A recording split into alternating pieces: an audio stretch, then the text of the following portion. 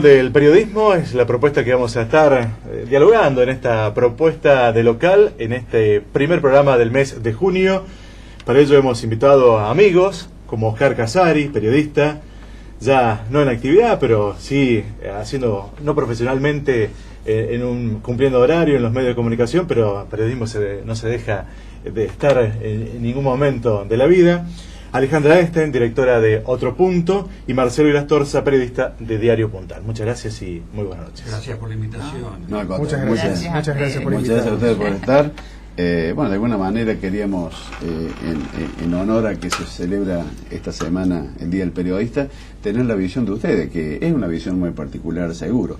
Así que vamos a hacer reflexiones, vamos a charlar un poquito sobre aspectos que hacen a nuestra ciudad, no solamente meramente en lo económico, sino todo lo que de alguna manera pueda ser interesante en la charla. Y lo voy a dejar participar también como periodista a Fabián, porque si no lo van a acusar de antropofagia ustedes.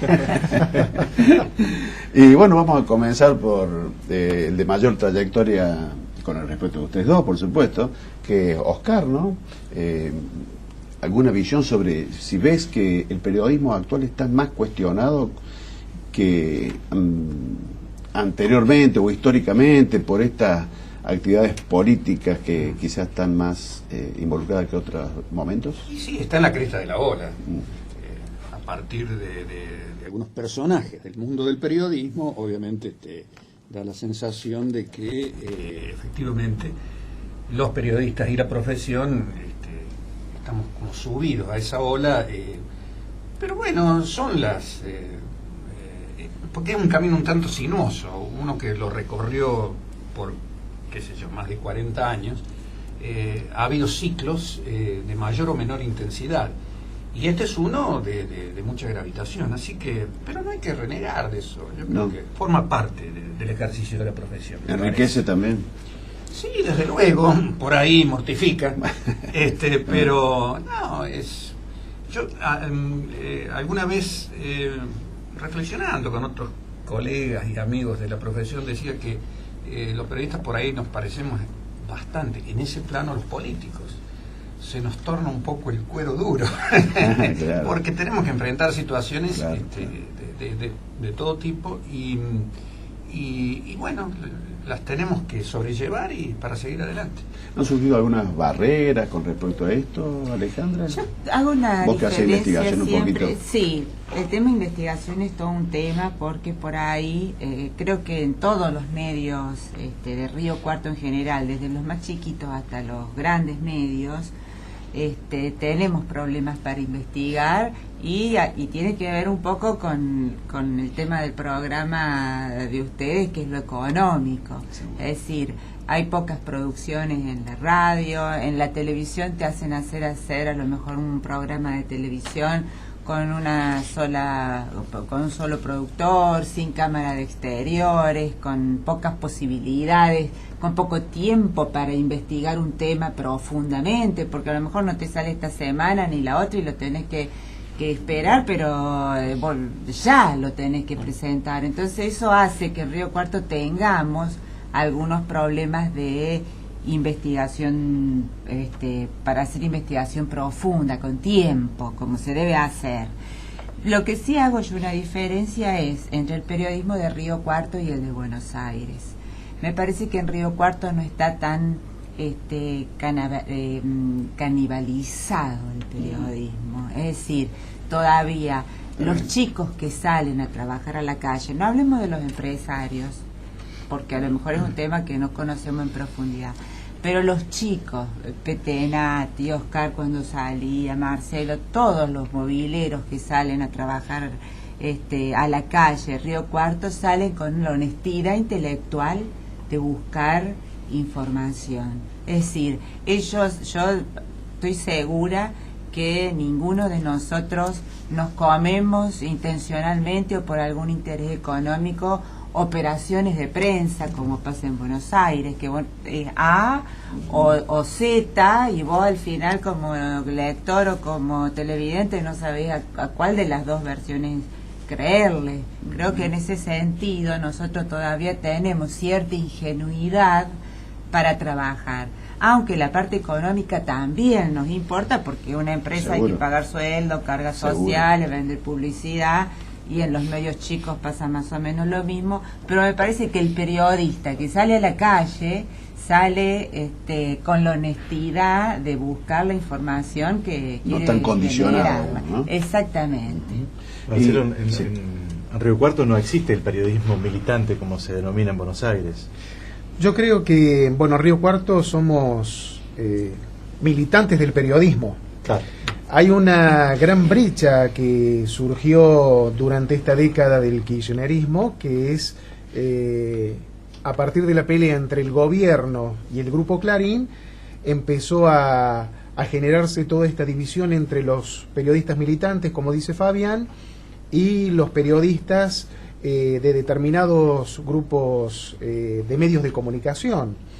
Y eso ha generado por ahí alguna rispidez a nivel nacional. Por ejemplo, tenemos a La Nata, por ejemplo, con su programa Periodismo para Todos, que está enmarcado en el Grupo Clarín, y lo tenemos a Víctor Hugo Morales, por ejemplo, en Bajada de Línea, con otra visión un poco más a favor del gobierno y con distintas concepciones, distintas miradas acerca de, por ejemplo, lo que está ocurriendo hoy en día con la citación indagatoria del vicepresidente Amado Boudou. Cada uno tiene su posición.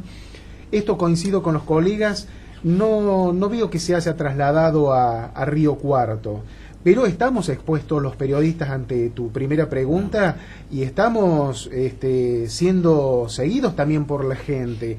Hay periodistas que fueron objeto de escraches a nivel nacional, con motivo, por ejemplo, del conflicto por la 125, y estamos también, en ese sentido, medios parecidos a los políticos, que estamos siendo seguidos por la gente en cuanto a si somos objetivos, si somos imparciales, si trabajamos con algún interés en particular o no lo hacemos. Es decir, que hay una gran brecha hoy en día en el periodismo entre lo que marcaba Fabián, pero yo creo que todavía en Río Cuarto el periodismo no está contaminado con eso. Quería Sí, decir respecto a lo que apuntaba Marcelo, que me parece que la mejor militancia que podemos tener los periodistas es la búsqueda de la verdad, o la aproximación a ella, lo más que podamos. Me parece que ahí tiene que estar la militancia. Ahora, hoy está muy condicionado eso, Oscar, porque lo que yo observo es que o es blanco o es negro. O sea, se han perdido los grises. Se han perdido los grises. Y no es así, creo que está lleno de grises, no, pienso yo particularmente, ¿no?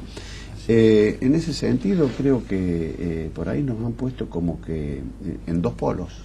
Y uno quiere estar al medio y por ahí no... es como no lo deja. No es encuentra el complicado. lugar, claro. Se hace difícil la objetividad, trabajar con esa objetividad que se da en todos los aspectos, en todas las profesiones, en la ciencia.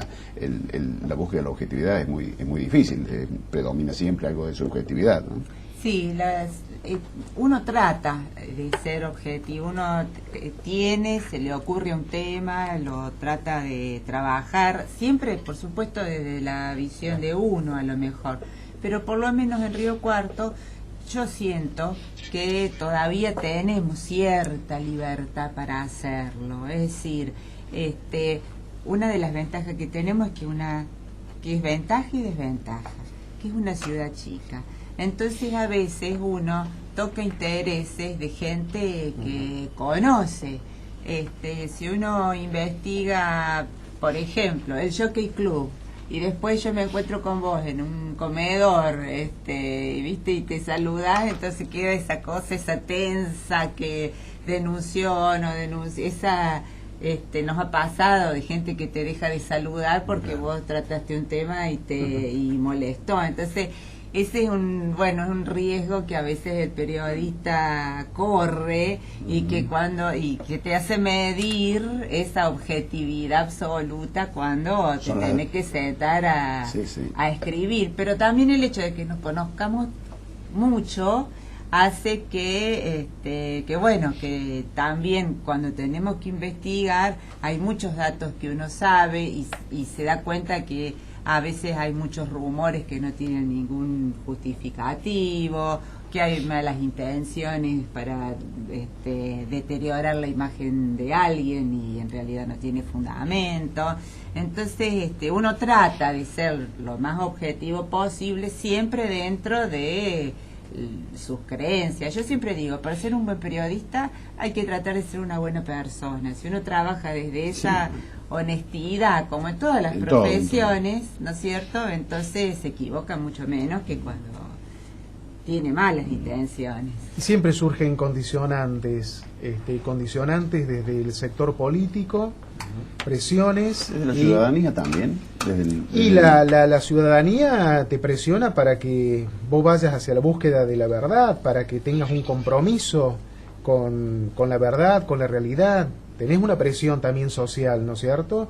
Y tenés condicionantes del sector político, también presiones, y también desde el aspecto de los que hacen los anuncios publicitarios. Entonces uno tiene que batallar también contra esas cosas para que no se desvirtúe la profesión, porque el norte nuestro, como lo dicen los chicos, es justamente la búsqueda de la verdad y tratar de presentar lo más objetivamente posible, aunque la objetividad no exista en términos absolutos, la realidad, ¿no es cierto? Claro. Vamos a marcar una pausa y después sumamos algún otro datito. Oscar, ya regresamos con el rol del periodismo en fecha próxima, el 7 de junio. De la pausa, el rol del periodismo con Oscar Casari, Alejandra Estein y Marcelo Irastorza. Así es. Bueno, hicimos una presentación un poquito de la visión desde la profesión. Ahora vamos a hablar un poquito de la ciudad nuestra, qué les parece, cómo ven la ciudad, cómo ven que ha evolucionado la ciudad. También voy a empezar, Oscar, por vos, que seguro que es el que tiene más evolución. La primera es que a mí me gusta ponerla de relieve. Hoy no se puede andar en auto por el centro de la ciudad.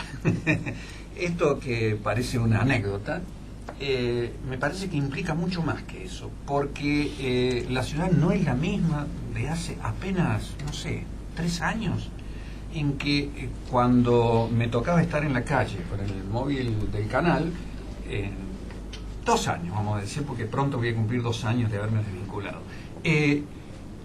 Me pareció que circular por las calles de Río Cuarto era relativamente más fácil que ahora.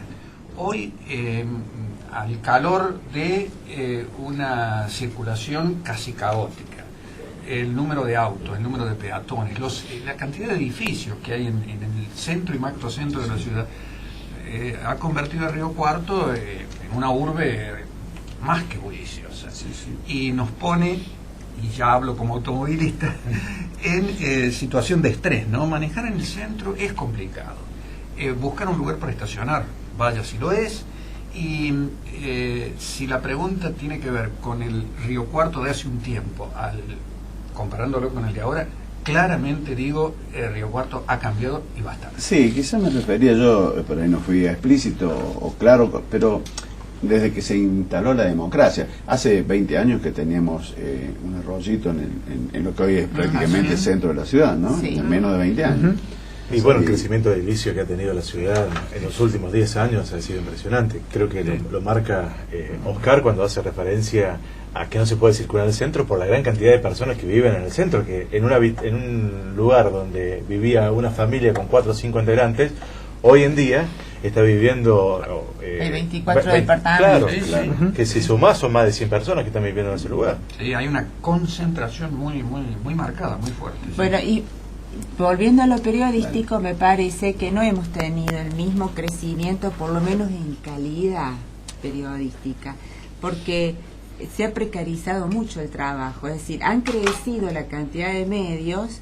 Dicen que hay algo así como 40 radios de FM, imagínate una barbaridad de gente que decide poner una radio y que a veces no son periodistas, sino que son, voy a decir, disjockey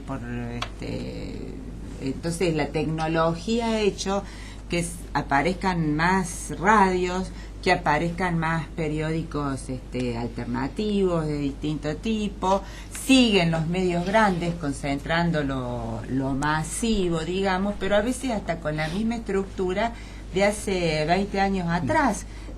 basta mencionar a lo mejor el Puntal o el Canal 13, que los chicos son los mismos de hace bastante tiempo. De hace bastante tiempo, es decir, la ciudad creció en cantidad, en tema, en población, creció la universidad, crecieron un montón de instituciones. Creció en conflictos también. Creció en conflictos y los periodistas básicamente nos tenemos que mover sobre los mismos temas que a veces, si vos buscas los diarios de hace 20 años atrás, le damos el mismo tratamiento que el de hoy. Es decir, se invirtió mucho en ladrillos o a veces en tecnología, tenemos este hermoso estudio, pero no se ha invertido en capital humano, periodístico, como para potenciar el trabajo periodístico en una ciudad como Río Cuarto. Hasta un Bresan puede tener un programa televisivo. ¿Entendí Sí, el mensaje? Como veo la sí, ciudad, sí, digamos, sí. me parece que Quizás hoy en podamos día... usar algún aspecto comparativo con otras realidades. Con otras realidades, Sí. exacto. Hoy veo una ciudad que tiene un gran déficit que está relacionado con los servicios. Veo una ciudad donde hay baches, donde las calles de tierra están mal, donde hay sectores que no se la ve limpia. Todo eso lo sabe el gobierno local y lo ha hecho parte de su autocrítica. Es como que me da la sensación como que se ha dejado estar el gobierno en ese sentido, ¿no? Ahora es como que ha tomado las riendas y bueno, ha hecho unos cambios en el gabinete y se están observando distintos frentes de obras como tratando de revertir esa situación. Y también veo una ciudad que no tiene, digamos, como que le cuesta entre oficialismo y oposición hacer políticas de Estado. ¿Para qué? Para marcar un rumbo hacia el cual se pueda ir más allá de la alternancia en el poder que puedan tener los distintos partidos políticos. Por ejemplo, esta es una ciudad que siempre se debatió, pero no tiene un perfil industrial. No se sabe si en realidad queremos industria o realmente no las queremos. Es un debate que está pendiente. Entonces, y es un debate que hay que darlo. Y hacen falta, me parece, políticas de Estado. Sí, yo creo que, en general se desea una ciudad industrial o con más industria, o desarrollar las industrias que tenemos, que son muchas las industrias que tenemos, pero quizás forma parte del aspecto sociocultural de Río Cuarto, ¿no? Río Cuarto nació y creció con una ciudad plagada de comercio y claro, de a lo mejor servicios. no quieren las industrias, pero es un debate que hay que darlo, que yo veo que no se está dando. Sí, son políticas, como decía vos, de Estado de largo plazo que tienen que cambiar estos aspectos socioculturales que son demasiado. Además me estructurales. parece que es una ciudad individualista desde lo institucional. Dejamos muy solas a la poca gente que quiere participar, por ejemplo en las vecinales. Siempre nos enteramos de las vecinales del barrio cuando están peleados, cuando no presentaron el balance. En los clubes pasa lo mismo, son 3 personas los que hacen, porque si bien la lista la conforman 15 personas, son 3 los que van a las reuniones, los que toman las decisiones, los que tienen que poner el pecho para todo. Entonces me parece que dejamos muy solo al otro en el trabajo comunitario. En los clubes eso pasa muchísimo, que el grupo es mínimo al tratar de albergar a los chicos, al deportista, para ascender a alguna otra categoría más importante. Los empresarios que aportan son siempre los mismos también. Entonces como que todos nos quedamos en casa a la noche y no salimos a ayudar a ese otro que está trabajando. Yo siempre cuento el ejemplo de una vecinal cerca de casa, la de Graciela Correa, que hizo esa carroza de la paloma iluminada. Eran 3 personas soldando, y llegó ella en un momento a confesar que el sistema eléctrico, como lo habían hecho ellos espontáneamente, artesanalmente por ahí, y esa noche, la noche de carnaval, estaba todo húmedo, tenían terror de que las chicas que bailaban. Entonces yo digo, habiendo tantas empresas importantes, ¿cómo nadie se acerca y le dice a una vecinal pobre, che, te podemos ayudar con el electricista, no Claro, con ahí la está el contrasentido de plata, la ciudad, que- porque en realidad es una ciudad que vemos muy solidaria, pero individualista como marcás vos. Claro. Digamos que a lo mejor somos solidarios en Ante alguna la convocatoria. ante la convocatoria, sí, por un momento determinado, pero no Claro. para algunas cuestiones centrales como ser planificar la ciudad. En su momento la universidad llegó a constituirse por el esfuerzo de muchos, de una sociedad que se encolumnó detrás de un objetivo, y a lo mejor hoy en día están haciendo falta un parque industrial que tenga más recursos, vuelos y Fabián, otras... el aeropuerto, que no tengamos el aeropuerto realmente es imperdonable. Bueno, sí, Exacto. sí, sí. Mm. Digamos, Perdón. me parece que como sociedad tenemos que aprender esas cuestiones. Bueno, el tema del aeropuerto, como otro tema que tocó Marcelo recién, el tema de quizás... Que no lo algunas tengamos pe- operativo. Sí, Claro, sí, sí, sí. que no tengamos vuelos. Los aspectos quizás como que el gobierno no evolucionó junto con las necesidades, esto de los baches, esto de quizás un poco de falta de limpieza. Puede estar explicado como que el municipio cada vez se tiene que hacer cargo de gastar los recursos que tiene en cosas que antes eran inherentes a otro estamento, como la provincia, como la nación, concretamente la vivienda, como para dar un ejemplo, ¿no? Que siempre lo tocamos en este tema, es redundante. Y eso Pero- habla, Hugo, de la falta y- de federalismo, digamos, en cuanto a la coparticipación de los recursos. Claro. Entonces, Por ejemplo. el municipio a lo mejor, claro, tiene que poner Y te quedes bien, dineros ¿no? que a lo mejor tienen que estar destinados a los servicios esenciales de la ciudad, a otras Sí. cuestiones como por ejemplo las viviendas, porque no es obligación de un municipio hacer viviendas, por ejemplo. Claro. Pero sin embargo las está haciendo porque no hay planes nacionales, no hay planes provinciales. Sí, sí. O si hay planes provinciales, por ahí la provincia no se pone de acuerdo con el municipio porque entra a jugar la política. Esto de estar contramano políticamente con la provincia y la nación, ¿cómo lo ven ustedes? ¿Es complicado? Sí, yo creo que sí, que es fundamental, porque yo digo, sobre todo en este país, y alguna vez alguien... y Por en ahí el estar a mundo favor también puede entero, ser peor, ¿no? No, pero en el mundo entero hay muchísimos recursos que se pueden repartir, hay fundaciones, así como trabajan los franciscanos, por ejemplo, que se van intercambiando recursos, y uno hace un dispensario en el barrio Las Quintas y otro hace a lo mejor una escuelita en Catamarca. Me parece que a nivel nacional y provincial también hay un montón de recursos que no aparecen justamente por esta falta de diálogo que existe entre los Estamentos distintos. exactamente.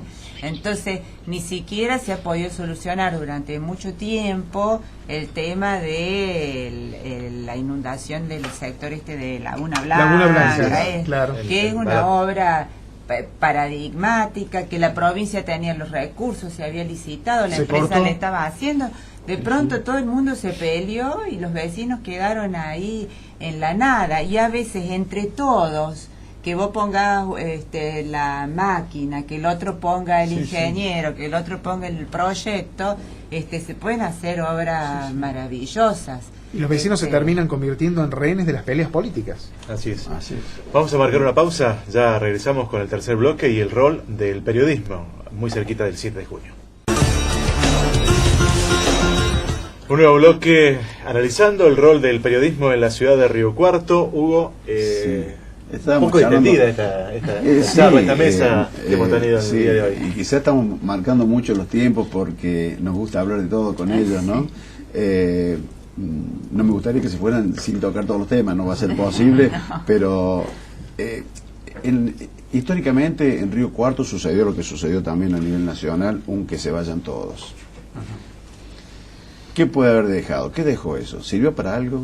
¿Qué significado tiene desde el punto de vista de cada uno de ustedes? Da la sensación, no sé si puedo empezar a hacer Sí. una Sí, sí. reflexión sobre el tema, da la sensación de que fue un momento, fue una foto, fue un atisbo de necesidad de algunos sectores sociales de salir, de emerger y hacer oír sus voces cuando habían estado demasiado tiempo acalladas. Pero me parece que los acontecimientos, cuestiones culturales, los mismos medios, provocaron que esa inquietud se volviera quietud. No me parece que haya desembocado en alguna cosa demasiado fuerte, porque muchos de los que pedíamos que se fueran todavía está. ¿Pero cambió algo? ¿Cambió? O sea, ¿fue algún cambio? Ningún cambio. Yo creo que ¿no? fue un espasmo, no hubo grandes cambios. Claro, fue un espasmo de la gente que estaba indignada. Y yo creo que los políticos saben que eso pasa. Cuando ellos dicen nosotros tenemos el cuero duro para aguantar, saben que a lo mejor el reclamo viene por un tiempo, después el tema se cae y eso queda en la nada absoluta. Me parece que lo más importante fue que eso fue, o sea, fue una reacción porque se tocó el bolsillo, ¿no? Fue más por la plata, supuesto, sí, claro. fue más por la plata, por el tema del corralito, Claro. concretamente. Y Tocame cuando se todo lo que quiera, pero no me toques el Sí, bolsillo. Y lo vemos en Río Cuarto, bueno, yo creo que el Toño y Abella y sí, dejaron hacer el recambio generacional que más o menos se venía dando. Pero Córdoba hace 14 años que tenemos los mismos funcionarios que se van cambiando el poder, a nivel nacional también, eso habla muy aparece mal de la Moyano, sociedad. Barrio Nuevo. Y una cosa que a mí Sí. me parece, que muchos de los que se fueron, a lo mejor son los que se deberían haber quedado. Porque También. si ustedes a veces hablan con algún empresario que ha trabajado en política, yo recuerdo alguno que ha estado en la redacción de la Carta Orgánica Municipal o que ha estado en el Consejo Deliberante, llega un punto que se cansan y ellos se van, porque hay cosas de la política que no les gusta, entonces prefieren la paz de un Sí, juego sí. más claro, que puede ser estar frente a una empresa o en la casa, que estar en la política. Pero no Entonces solamente se los queda políticos, el porque que hay vive. dirigentes vecinales que yo recuerdo son los mismos que estaban hace 10, 15 años atrás. Claro, sí. Bueno, hay Sí, también dirigente, intendentes, Marcelo. tenemos el caso de Miguel Ángel Negro, que es Sí, que es intendente una desde el cosa año que no se puede 1983. Ahora, y también se habla, por que se ejemplo, vayan todos y que no se fue nadie, o se fueron quizá a lo mejor los que no se tenían que ir, se quedaron los que no se tenían que quedar.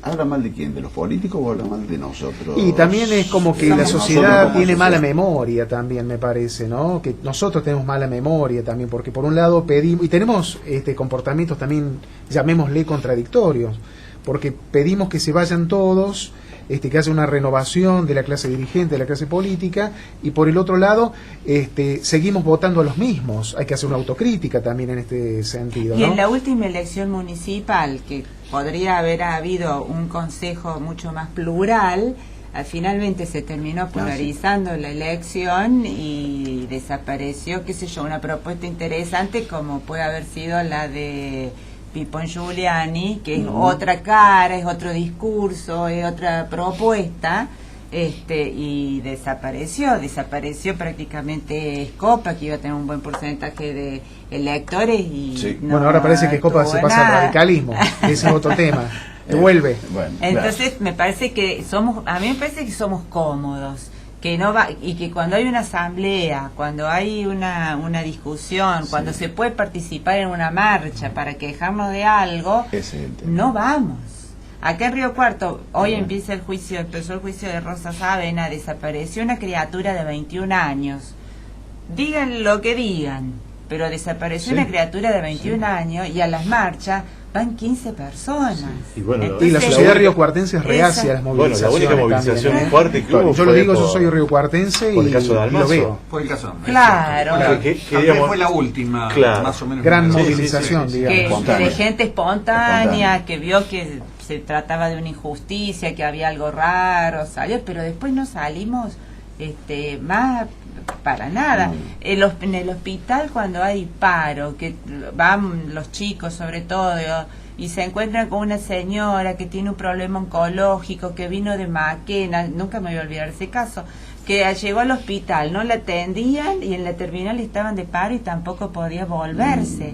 Una persona pobre, la sociedad no puede ser, pero somos indiferentes a esa situación tan injusta. Quería decir que la sociedad en su conjunto tomó algunas decisiones, como por ejemplo que algunos mandatos, en el caso de Río Cuarto, por ejemplo, tengan la posibilidad de una única reelección y tener que esperar un turno para poder volver al poder, el caso de los gobiernos locales. Sí. Pensemos en el llamado cupo femenino, que me parece que fue un avance muy trascendente, que estableció que la mitad de los cuerpos legislativos tengan un reparto por igual.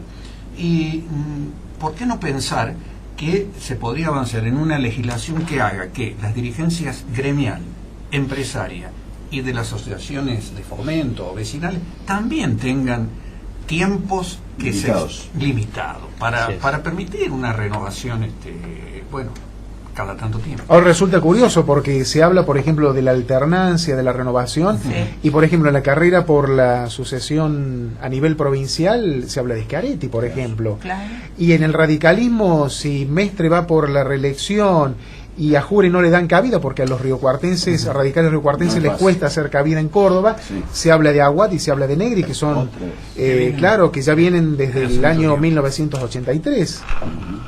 Bueno, hablando del año 1983 a la fecha, si tuvieran que elegir un intendente, ¿qué pregunta? ¿Qué pregunta, no? ¿Qué pregunta? Se puede responder ¿Cómo de piensa? otra forma. ¿Qué pregunta esa? Sí. ¿Quieren dejar de lado la yo por una cuestión de afecto elegiría a Miguel Ángel Abella. Por afecto no, vamos a hablar. Por el intendente. Por su gestión. No por amigo. Su gestión. Sí. Claro, porque es ¿cómo digo? Es que no es fácil. No es fácil. Claro, la respuesta no es fácil. Porque es impensado, hablando de los afectos, dejar de reconocer en Abella un tipo tan querible, ¿no? Sí, Miguel. Es imposible decir. Por otra parte, tengo tantas anécdotas de Miguel Abella respecto de lo cuidadoso que era con los recursos municipales. Sé de anécdotas de que, por ejemplo, estando viajando a un encuentro de intendentes en el sur, se volvió porque él no estaba seguro si en una obra, en un frente de obra que se estaba haciendo, habían puesto la baliza que estaba encendida, porque pensemos, dice, que si llega a haber un accidente porque la baliza está apagada. Se volvieron desde 35 kilómetros que ya habían hecho porque creo que iban a un pueblo. Ese era Miguel Ángel Abella. Bueno, digo, esas cosas hay que valorarlas, hay que recordarlas y tenerlas presentes.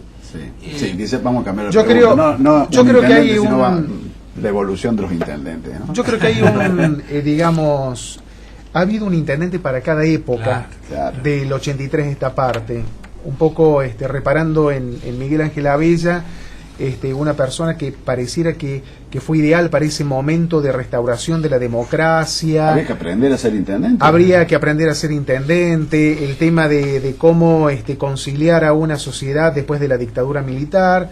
Después vino una etapa más ejecutiva, que fue la de Benigno Rins, ¿no es cierto?, 3 veces intendente, muy calificado por un intendente hacedor. Cantero, que quiso marcarle un rumbo a la ciudad, un rumbo distinto, más perfilado en la planificación. Y Juan Jure, que es un intendente que es el ícono de la renovación partidaria, ya que estábamos hablando del recambio generacional en los políticos. Alejandra, ¿qué decir? Yo creo que el Toño Rins le cambió el perfil a la ciudad. Lo que hoy estamos viendo nosotros en la zona de la nueva terminal, con los edificios, en toda esa zona, la construcción de las arterias principales que cruzan la ciudad, me parece que él tuvo una visión. La obra del Arroyo del Bañado, que nosotros recién hablábamos, bueno, me parece que hizo un montón de obras fundamentales que construyeron la ciudad de hoy, que le faltaría a la otra parte, todo lo que dice ahora la cuestión de una política de Estado y un rumbo consensuado. Y hoy tener que asegurar el tema del agua, asegurar el tema de las cloacas para una ciudad que ha crecido exponencialmente. Por ejemplo, el tema de la planta cloacal. Claro. Es una política de Estado esa. Claro. Sí, de Estado y corresponde a otro estamento los recursos para hacerse mejor. A nivel nacional, del gobierno nacional, claro. Es muy costoso. 150 millones. Claro, entonces me parece que él tenía una personalidad, además por lo que dice la gente que ha integrado su gabinete, que vos le dabas un papel con un número y el tipo sabía qué era, por qué era, si servía, no servía, era mucho más planificado. Y Jure ahora me parece que es mucho más componedor, no tiene el carácter del Toño de pelearse si se tiene que pelear en una mesa, pero que me parece que busca más por el lado de lo social. Me parece que es un intendente que no sabe a veces decir que no, que está la extensión educativa, odontología para los cosas, meterse en el lío de las casas, que por ahí otro intendente, ¿para qué te vas a meter a hacer, supongamos 1000, no digamos 1000 casas, cuando tenés otro montón de cosas que hacer? Y Cantero me parece que se quedó corto, que se equivocó. Él pensó que Río Cuarto era la universidad, y no es la universidad. Río Cuarto necesita respuesta ya. Vos sos el intendente, te levantaste y a las 7 de la mañana tenés una persona llamándote por teléfono con un problema grave que tenés que solucionar ya. Entonces me parece que ahí le erró. Exactamente, ¿no? Se han portado muy bien, Hugo. Sí. La verdad me gustaría seguir haciendo más programas con esta gente. Y puede ser en Pero otro momento. en otro momento seguro que lo Mirando la vamos a ciudad convocar. para la fecha del 11 de noviembre. Así podemos, es, así es. como alternativa. Muchísimas gracias por la visita Al contrario, gracias a ustedes por un invitarnos. gusto. y que tengan un feliz día. Bueno, muchas Bueno, gracias. gracias. Para festejar ese día se van a llevar un champán, los pasos de la Bodega pucha. Séptima, la gentileza Muy de bien. Supermercado Sanz. Muchas Así que, gracias. Muchas gracias. Que lo disfruten. Bueno, Muy muchísimas gracias. nosotros ahora vamos a marcar la pausa, ya regresamos.